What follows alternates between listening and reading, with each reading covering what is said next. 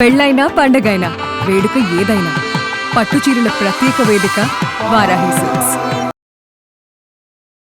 నమస్కారం అండి, నేను Geetanjali. Welcome to Suman TV. మనతో పాటు ఉన్నారు రామకిషోర్ ఆచార్యులు గారు. ఇలా నేను చెప్పే కన్నా శ్రీవారి దాసుడు అంటే అందరికీ బాగా అర్థమవుతుందండి. ముడుపుల వెంకన్నగా స్వామివారి ఎంత ప్రసిద్ధో శ్రీవారి దాసుడిగా ఆచార్య గారు అంత ప్రసిద్ధండి. ఎన్ని విషయాలు మనం సులువుగా చేసుకునే పరిహారాలు, స్వామి అనుగ్రహం మనం ఎలా పొందవచ్చు, స్వామికి పెట్టే నైవేద్యాలు ఏ విధంగా మనం ఇంట్లో వండవచ్చు, వండే తీరు కానీ అందరికీ చాలా అర్థమయ్యే విధంగా, అంటే పండితులు పామరులకు అందరికీ అర్థమయ్యే విధంగా తెలియచేయటం అనేది నన్ను చాలా ఆకట్టుకుంది. నాకు అసలు స్వామిని చూడగానే ఎప్పుడెప్పుడు దర్శించుకుందాం అనే కోరిక కలిగింది. కానీ ముందుగా ఆయన దాసుడిని మన దగ్గరికి పంపించారు, అది నాకు ఆనందం అనిపించింది. ఇది ఒక రకంగా స్వామి పిలిపే అనుకుంటాను. మనతో పాటు ఉన్నారు శ్రీవారి దాసులు. వారితో మాట్లాడి స్వామి వారి గురించి ఎన్నో అమూల్యమైన విషయాలు ఇవాళ తెలుసుకుందాం. వారికి స్వాగతం పలుకుదాం. నమస్కారం అండి. నమస్కారం అమ్మా. జై శ్రీమన్నారాయణ. చాలా సంతోషం మిమ్మల్ని కలవడం. చాలా సంతోషం అండి. అంటే స్వామి వచ్చారేమో అన్నంత వారు పంపించారు మిమ్మల్ని మీ రూపంలోనే చూసుకుంటే. నాకు మిమ్మల్ని కలవడం ఆనందం. ఎందుకు అంటే కనుక ఇప్పుడు ఎంతో మంది ఆధ్యాత్మికవేత్తలు, ఎంతో మంది వేద పండితులు, నేను ఈరోజు ఒక్కడిని అవ్వచ్చు, కానీ మీరు ఎంతో మందితో మాట్లాడి ఎన్నో ప్రశ్నలు అడిగి అసలు మీరు అంటే సమాజానికి ఎంత మంచి కార్యక్రమాలు తీసుకెళ్ళి చూసిన వాళ్ళల్లో ఒక్క 10 మంది అయినా ఆ గురువులందరూ చెప్పిన విషయాలు తెలుసుకుని 100 మంది చూసి 10 మంది మారినా బాగుంటుంది అనే ఉద్దేశంతో మీరు నాకు చాలా ఆనందంగా ఉంది మిమ్మల్ని కలవడం. ఎంతో మంచి మంచి కార్యక్రమాలు, ఎంతో మందిని పరిచయం చేస్తున్నారు. చాలా సంతోషం అమ్మా. దీర్ఘాయుష్మాన్ భవ. చాలా సంతోషం అండి. ధన్యవాదాలు. మీ ఆశీర్వాదం ఎప్పటికీ ఉండాలి. అలా అక్కడి నుంచి వచ్చారు ఎంత దూరం, ముందుగా దానికి కృతజ్ఞతలు తెలియజేస్తూ ఎలా ప్రారంభించాలి అనే కన్నా ముందు అసలు స్వామితోనే ఖచ్చితంగా ప్రారంభించాలి మన ఇంటర్వ్యూ. చాలా విషయాలు అడగాలనుకుంటున్నాము.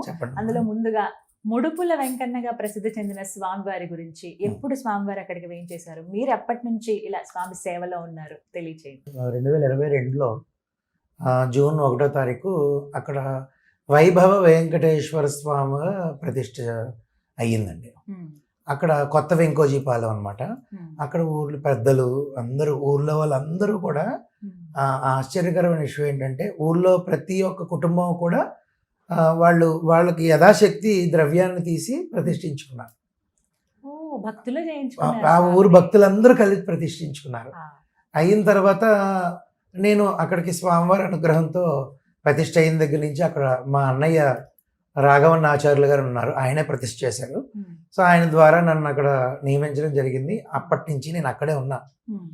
ఉన్న తర్వాత కొద్ది కాలంకి ఒక 2-3 నెలలకి నాకు ఒక చాలా ఇబ్బందికరమైన సంఘటన జరిగింది. కొంచెం ఇబ్బంది ఉంది, అంటే సభాముఖంగా నేను చెప్పలేను, కానీ వాస్తవంగా ఒక ఇబ్బంది జరిగింది. జరిగితే దాని నుంచి ఏ విధంగా నేను బయటపడాలి అనే ఉద్దేశంతో, అంటే ఈ సేవకి రావడం కోసమే, అది స్వామికి సంబంధించిన విషయమే, ఆయన రప్పించుకోవటానికి.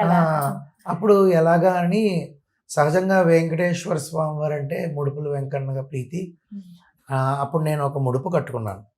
ముడుపు కట్టుకున్న వారం రోజుల్లోపే ఆయన అలా నాకు నిదర్శనం చూపించాడు. సరే, చాలా సంతోషపడ్డాను. ఆ పని అయ్యింది. 4 ఏళ్ళు గడిచిన 4 ఏళ్ళు కదండి, అది ప్రతిష్ఠ కదా. అప్పటి నుంచి అలాగా నేను అందరికీ అమ్మ కట్టుకోండి, ఎవరైనా వీలైతే. ఇప్పుడు మనకి జరిగింది 10 మందికి జరిగితేనే మనకి సంతోషం కదా, అలా చెప్పుకుంటూ వచ్చాను. అలా 4 సంవత్సరాలకి, ఒక సంవత్సరం క్రితం నుంచి స్వామివారు అందరికీ తెలియడం జరిగింది. అప్పుడు అసలు వైభవ వెంకటేశ్వర స్వామి అనే పేరే మర్చిపోయి భక్తులందరూ కూడా ముడుపులు వెంకన్నగా పిలుచుకోవడం మొదలుపెట్టారు. అదేవిధంగా ముడుపు కట్టడం, అంటే ప్రతి గురువారం కూడా గురు బలం కోసం, గురుగ్రహం యొక్క బలం ఉండాలనేసి పెద్దలు సూచించిన మేరకు ప్రతి గురువారం కూడా ముడుపు కట్టడం జరుగుతుంది ఉదయాన్నే. ముడుపు కట్టిన తర్వాత ఆ ముడుపు ఆలయంలోనే ఉంచి, ఎవరైతే ఇప్పుడు ఉదాహరణకి మీరే ముడుపు కట్టారనుకోండి, మీ ముడుపుకి ఒక సంఖ్య ఇస్తాం అనమాట. ఆ సంఖ్య మీ ముడుపుకి ఒక కవర్లో పెట్టి నీట్గా కవర్ మీద ఆ సంఖ్య వేస్తాం. అయిన తర్వాత తల మీద పెట్టుకుని ఒక 7 ప్రదక్షిణాలు ఆచరించి మళ్ళీ మా చేతికి ఇస్తే మేము లోపల ఉంచుతాము. ఆ తర్వాత శనివారం రావాలి. గురువారం ముడుపు కట్టారు కదా, మూడో రోజు. శనివారం నాడు నుంచి మొదలుపెట్టి 7 శనివారాల పాటు వచ్చి మీ ముడుపు మీరు తీసుకుని, అంటే నంబర్ చెప్తే ఇచ్చేస్తాం, తీసుకుని శిరస్సు మీద పెట్టుకుని 7 ప్రదక్షిణాలు చేసి గోత్రనామాలు చెప్పి మళ్ళీ మా చేతికే అర్చక స్వామి చేతికి ఇచ్చేస్తే మేము ఆలయంలోనే ఉంచుతాం. 8వ వారం వడ్డీ వారం కింద, 8వ వారం వడ్డీ కాసులు వాడు కదా, 8వ వారం కూడా సేమ్ అదే విధంగా వచ్చి 7 ప్రదక్షిణాలు చేసి ముడుపు స్వామివారికి అక్కడ హుండీ ఉంటుంది, ఆ హుండీలో నేను ముడుపు సమర్పణ చేసుకోవాలి. చేసుకుని సహజంగా ఏ సప్త శనివారం వ్రతం ఉదాహరణకి ఏ వ్రతం చూసినా చూడండి, ఆఖరిలో ఒక బ్రాహ్మణుడికి భోజనం లేదా స్వయం పాకం ఇచ్చుకోవాలి. కాబట్టి యథాశక్తి స్వయం పాకం ఇచ్చుకోవచ్చు. అది ఈ ఆలయంలో ముడుపు కట్టామని ఇక్కడే ఇవ్వాలని ఏమీ లేదు. ఒక బ్రాహ్మడికి స్వయం పాకం ఇచ్చుకోవచ్చు. అది మీకు ఎక్కడ దూరంలో ఇక్కడ ఉన్నారనుకోండి, ఉదాహరణకి కుదరలేదు, ఇచ్చుకోవచ్చు. అక్కడే ఇవ్వాలని అయితే ఏమీ లేదు. సో ఈ విధంగా చేసుకున్న వాళ్ళకి ఒకళ్ళని కాదండి, నిజంగా స్వామివారు ఎంత నిదర్శనం చూపించారంటే, నాతో పోదు స్వామివారు. గురువులు ఒక మాట అంటారు, చాగంటి కోటేశ్వరరావు గారు అంటే నాకు చాలా చాలా ప్రీతి, నేను మాటల్లో చెప్పలేను. ఆయన నోట్లోంచి వెలువడిన 2 మాటలు ఆయన అంటారు. ఏదో అడవిలో ఒక వెదురు చెట్టు ఉంటుంది, ఎందుకు పని చేయని చెట్టు, మహా అయితే వంట చేసుకోవడానికి కాలుస్తారు. సో అటువంటి మొక్క నుంచి ఒక చిన్న మొక్క విరిపి దానికి ఒక 5 రంధ్రాలు చేసి శ్రీకృష్ణ పరమాత్ముడు ఆయన యొక్క మధురమైనటువంటి పెదవుల దగ్గర పెట్టుకుని వేణువు ఊది ఎంతో మందిని సంతోషపెట్టి మోక్షాన్ని ఇస్తాడు కదా. అలాగా అటువంటి ఏమీ చేతకాని వెదురు బొంగు వంటి వాడిని నేను అంటారు కోటేశ్వరరావు గారు, గురుగారు చాగంటి కోటేశ్వరరావు.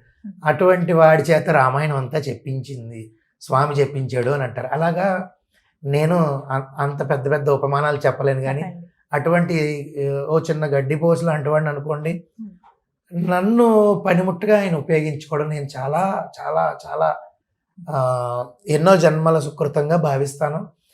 నా ద్వారా 10 మందికి తెలియజేశారు ఆయన.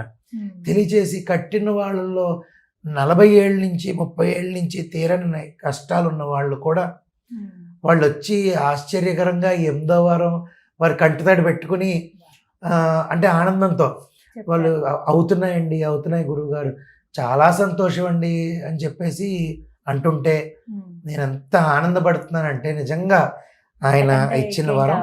అవే నిదర్శనాలు. కొంతమంది ఉన్నారు అవ్వలేని వాళ్ళు, మాట్లాడుకోవాలండు, కానీ వాళ్ళు కొంచెం సమయం తీసుకుని వాళ్ళకు అవుతున్నాయి.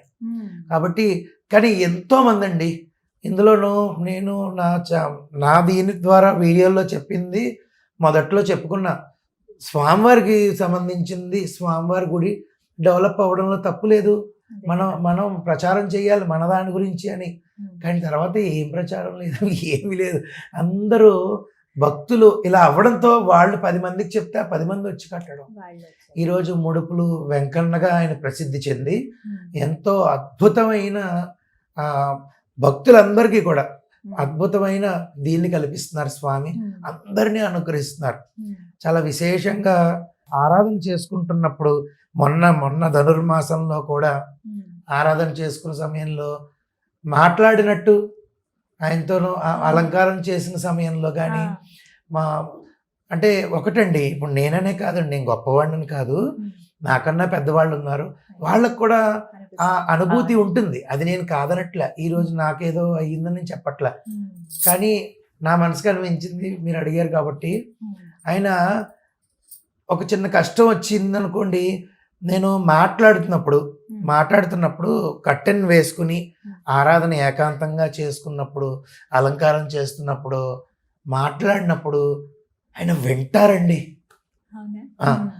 ఇక్కడండి నేను అన్నాను, మన కలియుగంలో వెంకటేశ్వర స్వామి వారిని మనసా మీరు మంత్రం పక్కన పెట్టండి, మనసు ముఖ్యం, మాట మాత్రం ఆయన విని తీరుతారండి. తీరిదా ఆ సమస్యకి గల పరిష్కారం అతి తొందరలో మీకు చెప్తారు. నాకు ఎంతమంది భక్తులు నాకు చెప్పారు, నాకు ఎన్ని నిదర్శనాలు ఉన్నాయంటే నా సొంతంగా నాకు ఇంకా మాటల్లో కొన్ని చెప్పలేనంత ఆనందం. ధనుర్మాసంలో తెల్లవారుజామున ఆయన స్వప్నంలో దర్శనం నాకు మొన్నే 27వ పాసరం నాడు ఉదయాన్నే తెల్లవారుజామున ఆయన స్వప్నం. ఆ మూర్తే, అదే మూర్తి వెళ్ళిపోయేటప్పుడు ఆఖరిలోనూ నివేదన చేసి పాలవి నివేదన చేసి వెళ్ళేటప్పుడు పాదాలు పట్టుకుని, అంటే అలసిపోయి ఉంటారు, పాదాలు పట్టుకుని అన్నీ కొంచెం నొక్కి స్వామి వెళ్ళొస్తాను అని ఒక్క మాట ఆయనకి విన్నపం చేసుకుని వెళ్ళిపోతున్నప్పుడు, అంటే ఎప్పుడు ఒక బాధ ఉంటుంది ఏంటంటే స్వామిని నేను ఎప్పుడు నా కొడుకులా చూసుకుంటాను. అంటే నా కొడుకుని అనుకోండి మనం ఎక్కువ ప్రేమించవచ్చు, ఎక్కువ ప్రేమించుకుంటూ రే పాలు తాగేవా, లేదంటే అన్నం తిన్నావా, అదేం తినడం, కొంచెం తిను అని మనం అడిగి ఆ విధంగా మనం చూసుకోవచ్చు. ఎప్పుడే కూడా చిన్నపిల్లాళ్ళ చూసుకోగలిగితే మాత్రం. అప్పుడు తలుపులు వేసేసి వెళ్ళిపోతూ ఉంటే నేను ఒక్కడనే పెట్టేసి లోపల పెట్టి వెళ్ళిపోతున్నానే అని ఒక చిన్న ఇది ఉంటుంది అనమాట మనసులో. కానీ మరి అలా తప్పదు అది.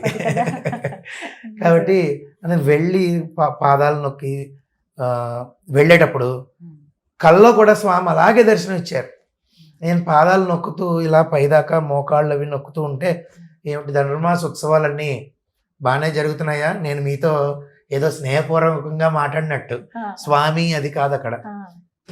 అన్నీ ఇలా పైకి చూసాయన్ని, ఏమిటి ధనుర్మాస ఉత్సవాలు బాగా జరుగుతున్నాయా, అన్నీ ప్రసాదాలు అవి బాగానే ఉన్నాయా అని చెప్పి నేను అడిగితే ఆయన మూర్తి కదా, ఇలా నేరుగా ఉంటారు కదా, ఆయన కిందకి ఇలా చూసి నా వైపు అన్నీ బాగానే జరుగుతున్నాయి, క్షీరాలు ఇంకా నాకు ఎక్కువ పెట్టు,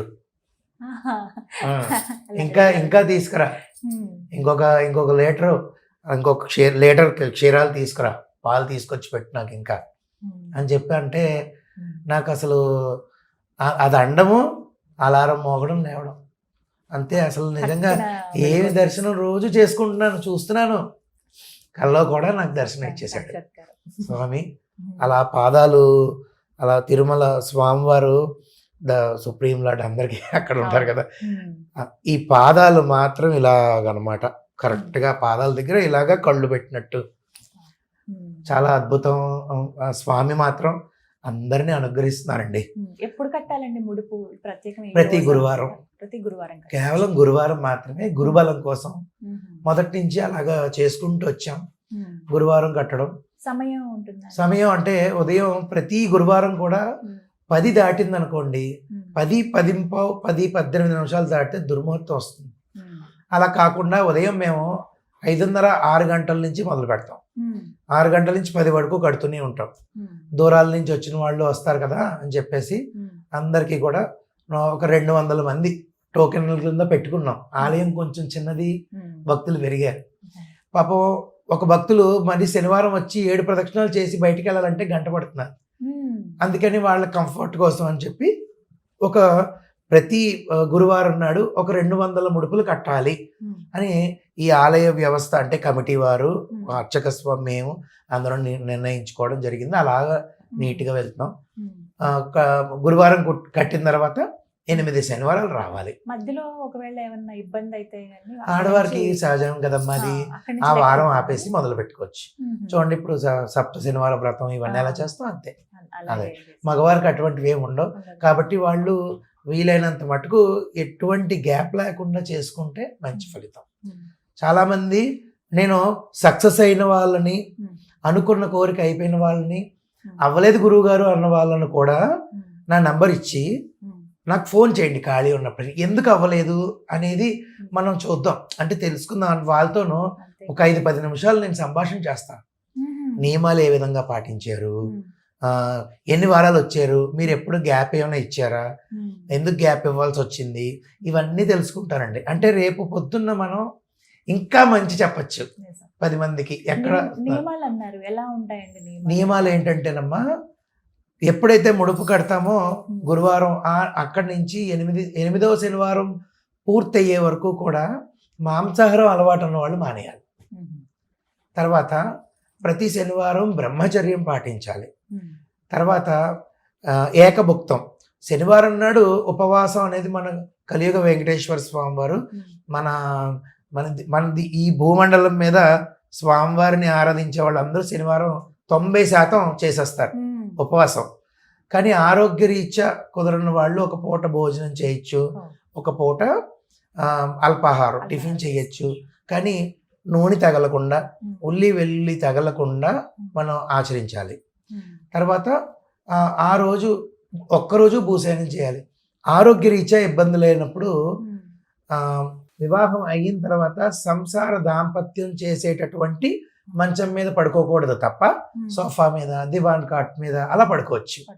ఆ విధంగా బ్రహ్మచర్యము, ఏకభుక్తము, తర్వాత భూశయనం, ఓపిక ఉంటే భూశయనం అంటే మరీ భూమి మీద కాకుండా చేపేసుకుని కొంచెం ఇదిగా మనం పడుకోవచ్చు.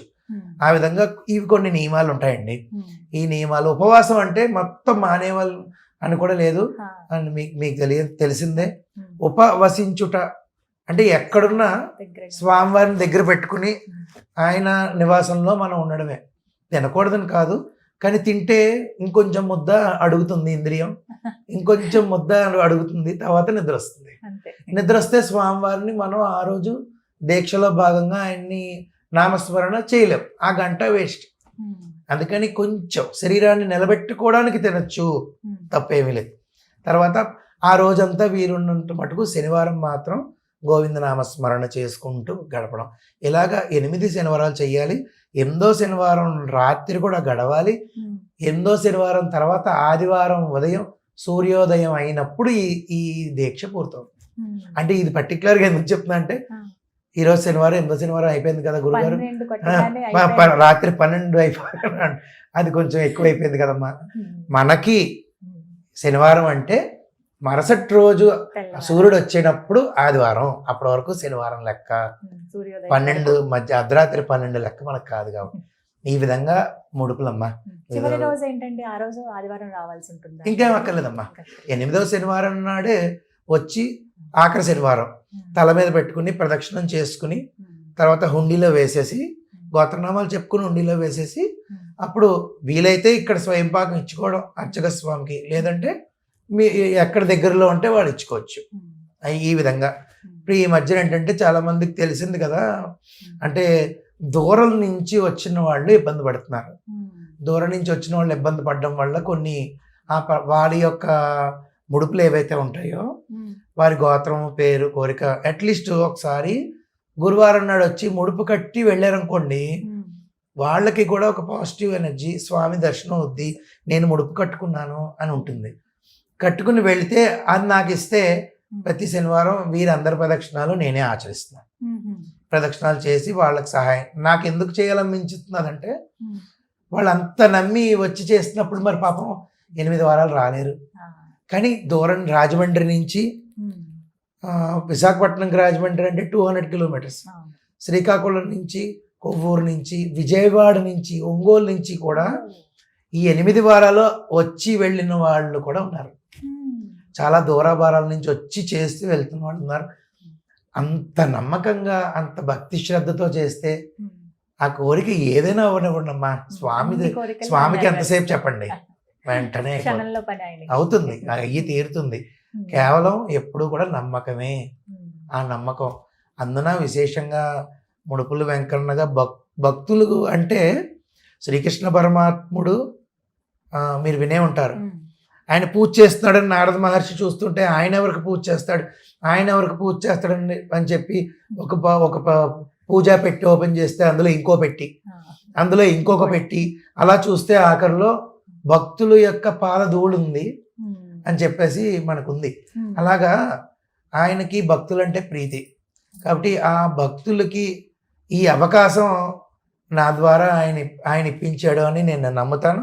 ఎందుకంటే ఎంతో మంది నిదర్శనాలు ఉన్నాయి. మీరు అన్నారు పనిముట్టుగా ఆయన ఇలా ఈ విధంగా వాడుకున్నారు. నిజం, అది అయితే ఎవరో ఒకరి రూపంలో ఆయన చేస్తారు అంతే. అలా మీ ద్వారా అదే నేను చాలా అదృష్టవంతుండండి. నా దగ్గరికి అమెరికా నుంచి ఒక అమ్మాయి అయితే పాపం అంటే ఉద్యోగరీత్యా మన రెమెడీస్కి ఉద్యోగరీత్యా సంవత్సరాల నుంచి బాధపడుతుంటే మనం చెప్పిన స్వామివారు నాతో పలికించిన రెమెడీ చెప్పడంతో తను చేసి, ఏంటమ్మా వచ్చింది మామూలుగా తీర్థపాదుకలు తీసుకుంది, అర్చన చేసాను, కూర్చుంది. మామూలుగా వచ్చే భక్తులు అనుకున్నాను నేను. కానీ వెళ్ళేటప్పుడు మీతో మాట్లాడొచ్చండి గురువుగారు, మీరు బిజీగా ఉన్నారు చూస్తున్నాను కదా, మాట్లాడమ్మా దాన్ని అంటే నేను ఇలా అమెరికా నుంచి వచ్చాను. అమ్మో, అమెరికా నుంచి ఎవరన్నా చుట్టాలు ఇక్కడ వైజాగ్లో ఎవరున్నారు? ఎవరు లేరు. కేవలం అక్కడి నుంచి విశాఖపట్నానికి టికెట్ వేసుకుని ఒక పేయింగ్ గెస్ట్ తీసుకుని రెడీ అయ్యి గుడికి వచ్చింది. ఏమిట్రా అంటే, స్వామివారిని దర్శనం చేసుకోవడానికి వచ్చాను, మిమ్మల్ని ఒక్కసారి కలిసి మిమ్మల్ని చూసి వెళ్ళిపోదాం. ఎందుకు అంటే ఉద్యోగం నాకు మీరు చెప్పింది చెప్పినట్టు చేశాను వచ్చింది. ఇలాగా అమ్మాయి ఉదాహరణ అమెరికా కానీ ఇలాగ ఎంతమంది వాళ్ళు వచ్చి వాళ్ళు చెప్తుంటే నాకు ఎంతో సంతోషం అనిపిస్తుందమ్మా. నాకు ఇస్కాన్ టెంపుల్ వైజాగ్ ఇస్కాన్లో జయలక్ష్మి గారని ఒక ఆవిడ ఉన్నారు, తర్వాత శివ రామకృష్ణ గారని ఒక ఆయన ఉన్నారు. వీళ్ళిద్దరూ ఈయన కువైట్లో ఉంటారు. ఇలాగే మన ఆలయంకి వచ్చేవాడు. నేను ఏదో 4 మాటలు ఆలయం దగ్గర ఇలా మాట్లాడుతూ ఉంటే, ఇవి ఇక్కడ ఉండిపోకూడదు గురుగారు, మీరు ఏమైనా ఛానల్ పెట్టండి అని అన్నారు. ఒక కరెక్ట్గా 2 సంవత్సరాల క్రితం. అంటే అప్పుడు నాకు అలాంటిది ఇంట్రెస్ట్ లేదు, ఎవరు చూస్తారు అని అనుకున్నా. కానీ వాళ్ళు చెప్పిన 6 నెలల తర్వాత వాళ్ళు మరీ చెప్తే అప్పుడు మీ ఇందాక అనుకున్నట్టు ఆ నామం శ్రీవారి దాసు అని ఆయన పలికించాడు. అలా పెట్టడంతో 10 మందికి వెళ్ళింది.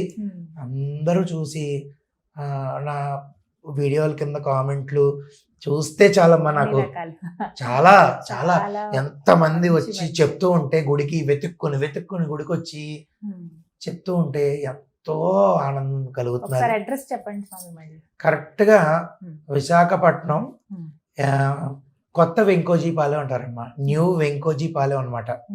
అంటే మద్దెలపాలెం నుంచి ఇలాగా జూకి వెళ్ళే రూట్లో, మద్దెలపాలెం నుంచి ఆరిలో వెళ్ళే రూట్లో హైవే మీద రైట్ సైడ్ కొంచెం స్ట్రీట్ ఉంటుంది, కొంచెం అదొకటే ఇబ్బంది, చిన్న సందులాగా ఉంటుంది. ఆ సందులోనే అంటే ఎగ్జాక్ట్గా న్యూ వెంకోజీపాలెం బస్ బే ఆపోజిట్లోనే టెంపుల్. ఈజీ, అంటే కొంచెం నేను చెప్పింది కనుక పట్టుకోగలిగితే address easy. Vaibhava Venkateswara Swami temple, Kodanda రామాలయ సహిత రాముల వారు కూడా ఉన్నారు. రాముల వారు 26 ఏళ్ల క్రితమే ప్రతిష్ఠించారు, అదే గ్రామస్తులు. తర్వాత స్వామివారిని ప్రతిష్ఠించడం జరిగింది మొన్న. స్వామివారు వచ్చిన తర్వాత నాకు అదే అనిపించింది, ఆ ఊరు పేరు ఇందాక మనం అనుకున్నాం వెంకోజీపాలెం. అంటే వెంకోజీపాలెం అంటే వెంకటేశ్వర స్వామి పేరే. ఆ ఊరికి ఆ పేరుకి సార్థకత తేవడానికి స్వామివారు వచ్చారు అని నాకైతే త్రికరణ శుద్ధిగా అనిపించింది. అలాగనమాట, అదనమాట. నమస్కారం. ధన్యవాదాలమ్మా.